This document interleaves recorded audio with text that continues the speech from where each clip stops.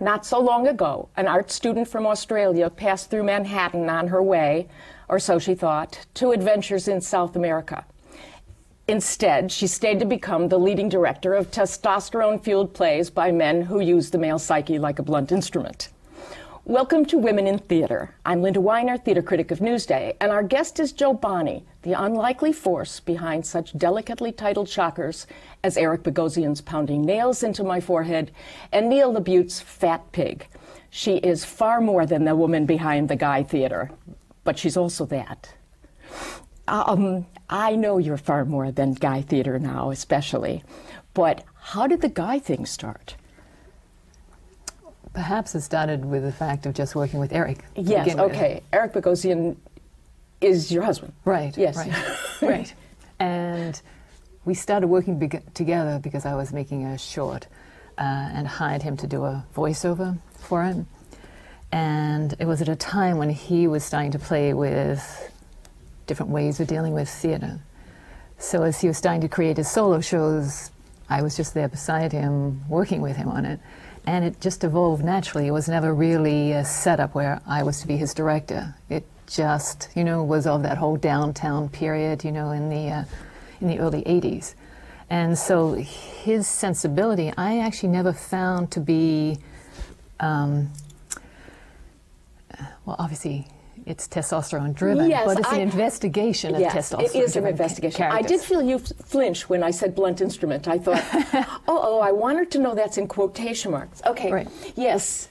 And so, do you feel that you've affected his work, or? I think when collaborators come together, yes, you always affect each other. And so, it would be more the questions I might ask that might shift his work in some direction or other, but it's always very much, the playwright creator's sensibility, yeah. And then you come in to simply ask the questions, yeah. And what effect that has, is the interesting thing. And, most women directors have trouble getting jobs in New York. And here you are, and there's mostly, so many of the plays are all male plays. Right. And here you are directing all these all-male plays. Are you afraid of getting stereotyped? No. Good. All right. I'm yes, not. Yes, no. yes. Because I think everyone is offered different projects. Yeah. And you pick and choose based on, ideally, what you think would be the most interesting story to tell on stage. Are there fabulous characters that would attract good actors? What is it that I want to see when I walk into theater? And so, although I've chosen to do a lot of pieces that seem to be very male-driven, it's also because I think they have a sort of energy. Yeah. And I don't really like to think of that as just a testosterone energy. It's more, I think the energy that we grew up with, which is the whole, whatever that was, it's sort of a rock and roll energy, if anything. And I, don't see that as specifically male. Now, you did not study to be theater at all, right? Right. Right. In Australia, you were studying graphic arts and filmmaking? Well, I studied art, just general art. Okay. And then I started focusing on graphics, and I worked in TV for a while. So my background is coming out of TV. And where in Australia? In Sydney, yeah. And then I did the classic sort of traveling around the world thing for several years that, seems to be the lot of Australians at some point. I'm sorry, bar girl in Bangkok? Before we get there, bar girl in Bangkok, was that you? Yeah, that was at a period. Okay, I'm sorry. So yes, as you were traveling, yes, as Australian, but there are many, there are many interesting things to do in the world, and being a bar girl in Bangkok is just one of them. Or working on a kibbutz, or it's. These are the things that I think, in fact, I wish that I could take off, time each year to go do those things now, because those are the things that you bring back in to theater, when you want to tell the stories. You can't keep telling them. You can't take a fresh take on things if, all you do is move from one, that's my biggest fear, I think, always, is, am I just from one parlor to the next living room? Right? Yes, exactly. Are you just sort of chewing on yourself, given all the experiences out there? So, yeah, that was a period of my life that was, and interesting. And you stayed here because, ... Well, when I first got here, I stayed here because suddenly New York made so much sense to me. It was the first city I'd come to that I thought, well, you know, it's such a fabulous mix of people and cultures and energy. And then when I met Eric, and we started just hanging out together and making work together. Was this 6 weeks and you were married? Yes. Okay. But, you know, why not? Sure, why not? Because, you know, everything can be a huge mistake or it could turn out to be a good thing. So Sure. you might as well just go for it. So, you know, that was one of the reasons then that I ended up staying.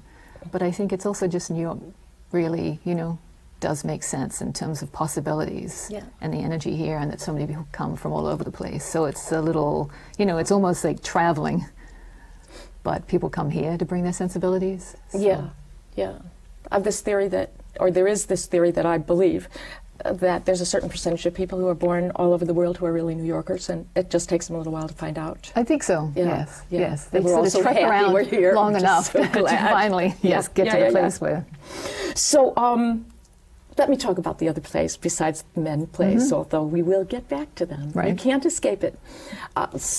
Two of the most interesting plays by new women playwrights. Right. I hate to do that too, but Living Out, the Lisa Yeah, Loomer Lisa play. Loomer's, yeah. And also Stop Kiss, Diana Sung. And do these plays come to you, or do you seek them out, or? No, they've come to me. I actually don't know how people would seek out a play. Uh-huh. You know, how would you know that someone had actually, you know, has a play sitting on their desk? No, I mean, they, you know, come to you in many different ways. Someone suggests that you might have the right, you know, sensibility for something, or you're associated with a theater and the script comes into the theater, or, you know, I don't know, there's so many different ways, you know, an actor knows a playwright, or a playwright has seen your work and contacts you.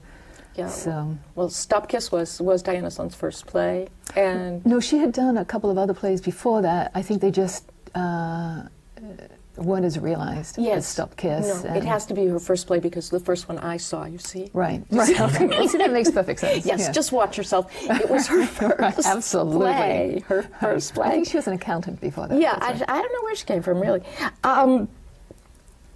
You also directed a revival of Lanford Wilson's 5th of July for Right. second stage. Right.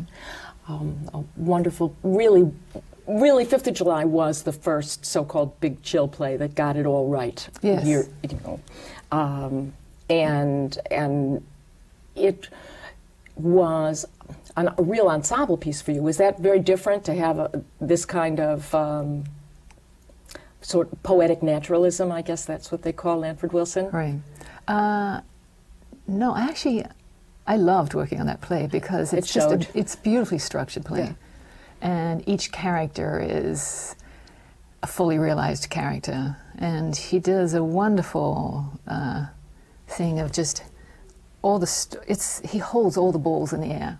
And so it behooves you to do likewise. And essentially, you know, it's this, you have to choreograph the whole thing. So everyone's forever coming in and out of doors and up and down stairs, and stories are left off and disappear, but they come back in the next moment. And finally, you know, it reveals itself for the secret at the, you know, at the heart of this group of people. And Which it is was a pleasure one of the very first Vietnam plays after absolutely. Vietnam. And in fact, that's actually why I wanted to do it at that time, is we were about to go into war. And wherever we are. wherever Yes. we are. Yes. And it was so poignant, you know, because we hadn't really been in a war for, you know, so long. And I thought, well, people are forgetting what it is for people to go off to war, that this young man comes home with his legs blown off, and the ramifications of that for himself and for his family is so huge. And perhaps we could take a moment to, you know, see what this is. Yeah, young man being Robert Sean Leonard. Yes. Such a wonderful cast. Yes. My favorite line from that play, I think, is, "You have no idea the world we almost made for you," Yeah. the mother says to Yes. her child. Yes. Yeah. Which is something I think a lot of us walk around thinking, Right. The idealism. Yeah. the world that might have been. Absolutely. And what's sad is that, you know, she has a wonderful monologue where she talks about what is lost, what is, you know, what is the potential, and then Parker's character talks about Parker Posey. Yeah. Parker Posey talks about, you know, the idealism and how they went into the demonstrations, how they actually thought they could change the world, and how in retrospect it all seems, you know, Yeah. so lost and so foolish. But I feel like everyone felt like that at the time, and I wish we could feel like that now, even though we all demonstrate and we get out when we need to, but it's with this slight sadness of thinking. It all turned into, it was is lifestyle. It became marketed as lifestyle. Well, also, even I think from a genuine point of view, there's this terrible aspect to it where you feel, you know, I'm out here because I should be out here, and I want to be out here and say this, but I have a horror that is going to have no effect. Yeah. Whereas then, I think people really felt that what they were doing was going to have an effect. So that loss of innocence and idealism is a true loss, I think, which Lanford really put his finger on. Oh, so. Yeah. And such a gentle man. Yes. That's my transition. Such a gentle man, as opposed to Neil LaBute's plays, which are sort of the dark star right. of theater morality. Right. How did he find you? You find him? Through a mutual friend, Joyce Cote, who knew his work and my work, and actually is an agent, and so who is fabulous at putting people together who she thinks might, you know, work well together. And he, there are no men who balk about having a woman direct their plays. These kind of men are the men that you think would. That's right, all. and I actually have found the opposite. Yeah. In fact, you know, when you talk about gentle men, yes. Neil, if you were to meet him, is like that. That's the whole thing. When I first met him, I thought, oh, how fascinating. Yeah. You know, because I feel like that about Eric too. The plays are very moral. Well, I think so too. Yes, and I think when you talk about men who write these plays, it's because they're investigating that behavior. It's the people who behave like that and don't write about it or investigate are the ones that you want to be worried about. So I always found that very interesting that these men, in fact, are happy to have a woman come in. Or, you know, like Charles Fuller with Soldiers Play. With Soldiers Play, yes. People at first were, and... Yeah, African American all male play, Pulitzer Prize winning play from 1981, I think, and again about racism in the South during World War II. Right. And there's this blonde chick from Australia directing it. Right. But how much fun this must be. It was great fun. It's also, you know, to work with Charles, who, you know, it's on a certain level, it's an honor to be in the room with this man, and, you know, the cast was so excited to be working with him on this play, and so it's just, but Charles never balked at the idea of a woman directing. In fact, he loved the idea. Again, I think it's because they're interested in, well, what is his other sensibility that's coming in? Yeah. What are the questions she's going to ask? How can she put a slightly different light on it? Because they trust that they are already clearly, you know, their voice is already in the play. Yeah. That's not the issue. And the actors will bring in who they are to the plays. So then the question is, well, what is it that I bring in? Which is something slightly different. Can you articulate what is that you bring in? Perhaps it's not taking things for granted. That perhaps I would if I was a male. Uh-huh.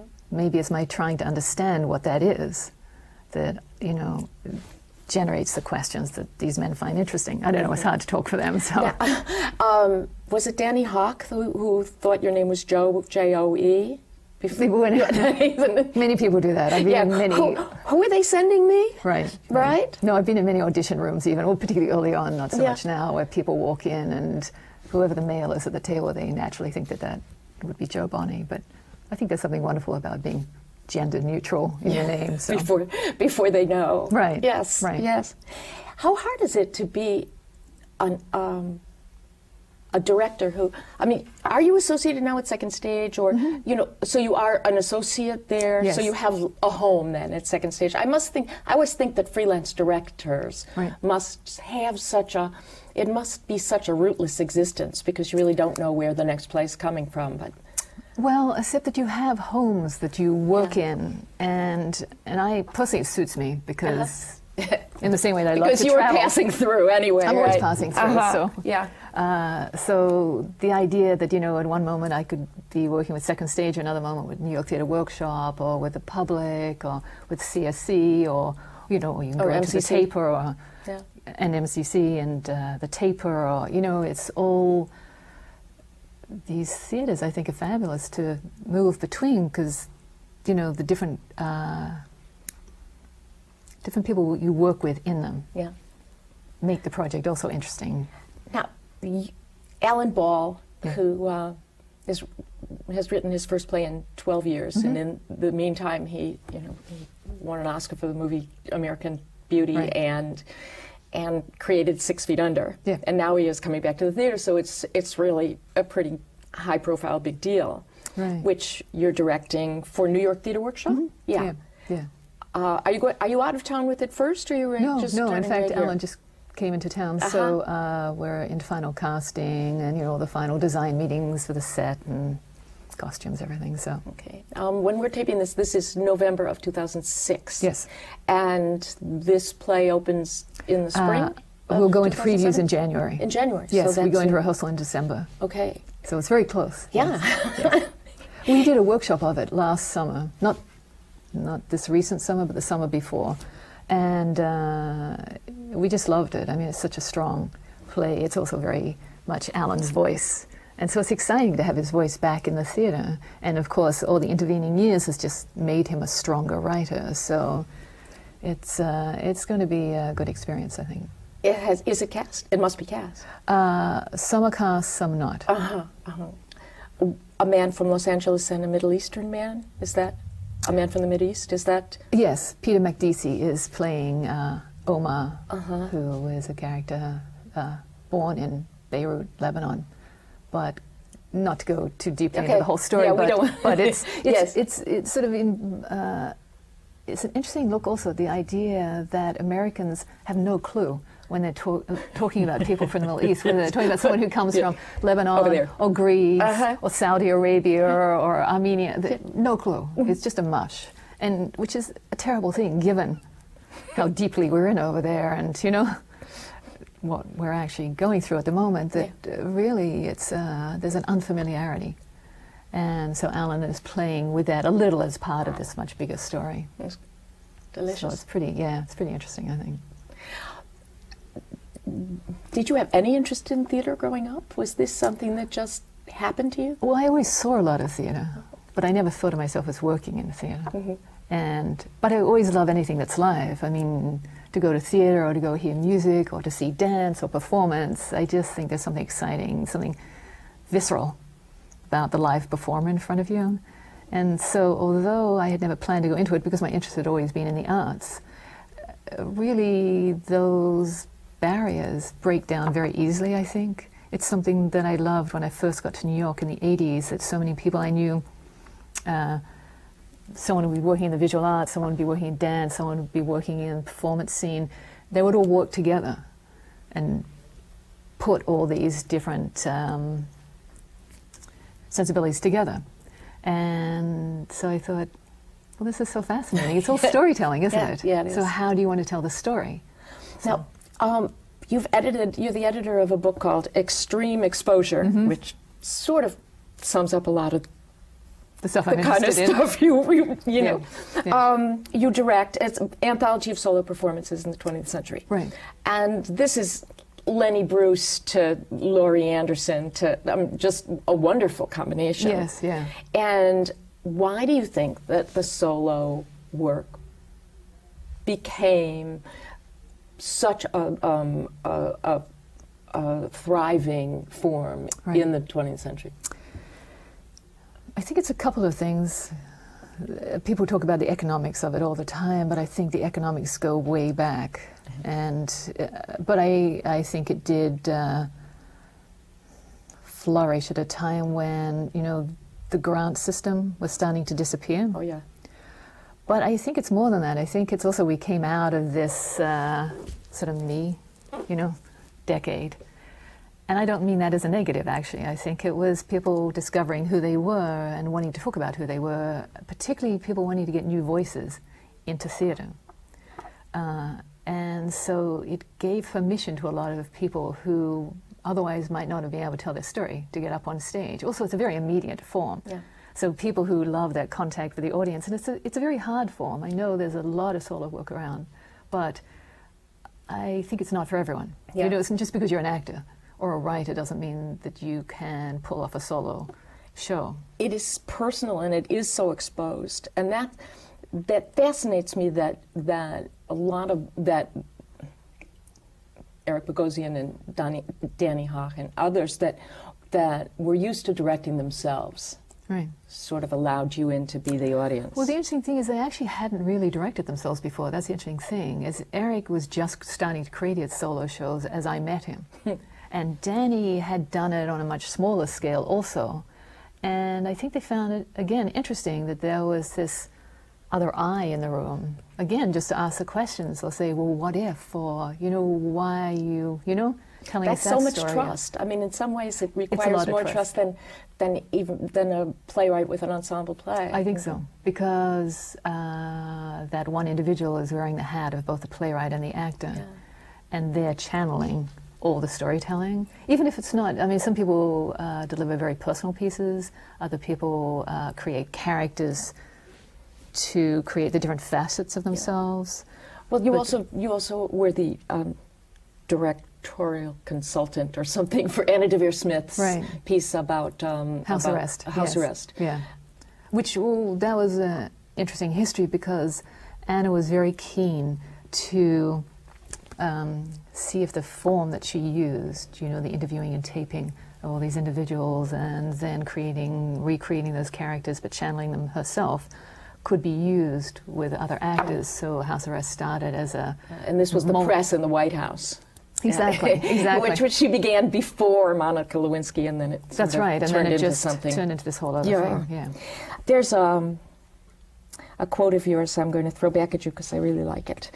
That you've always felt that language on the stage should sound like the music of the time. Right. That's just... It was articulate of me, wasn't it? That's very useful. Right. Yeah. I should remember that. Yeah. It's yours. Well, thank you. I will take it now as my own, but it started out with you. Right. And can you want to talk about that a little bit more? It's well, very I think, succinct. Probably says what it says. But I think it is, what I always feel is that theater, to be relevant, should reflect, obviously, the moment in history that it exists in. We can always go back to the great plays, and they will always be there for us, and they're great because they're timeless, and we can, you know, interpret them in our present time. But for a writer writing today, how do they capture what it is that's succinctly now, specifically now? And, you know, it's one of those things, I'm sure, you know, the first time we ever heard Mammoth, early on, we went, oh, yeah, he just hears it, he gets it, you know, why does that feel original? But you just, you know, for someone to hear is a wonderful thing, and it is, I always feel living in New York that when I walk out into the city, there's this fabulous metropolis around me, and I want to see that energy and those sounds and those languages on the stage, and it seems so difficult to get them on the stage. It always drives me crazy. Why? You know, I'm so desperate for theater not to feel like it's back in not only another century, just like not back in the 50s. I mean, why, you know, how can it be specifically 2006 or 2007 or...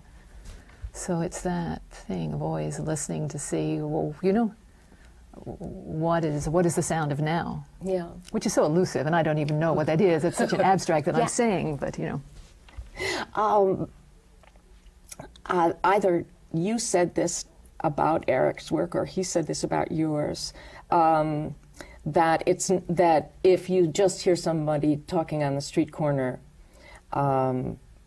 that's not theater. Right. Right. You know, that's right. That then you have to select. Yes. And that's been sort of your job in some ways, huh? Yes, because theater is not reality. Yeah. Theater is theatrical, and even when something feels incredibly naturalistic on stage, it's more, it's a heightened realism. And so it's that ability to edit, I think, that makes to select a voice that makes a playwright a good playwright, too. So you have two teenage boys. Yes. Did you have brothers too, or did you ever have a sister? No, I come from very male. Yeah. I'm very female. No, I come from a very female. Oh, yes. Oh, really, really? Yes, yes. My mother, my sister, and my father, who were very close to, but who traveled a lot. And I went to an all-girls school. Oh, see, I had you pictured in an entirely different way from the work. How a lot of like jock brothers. Or right. Right. She just, you know, she hiked out of the bush of, you know. Well, I think maybe it's in reaction to that, although I don't see that it was something to be in reaction to.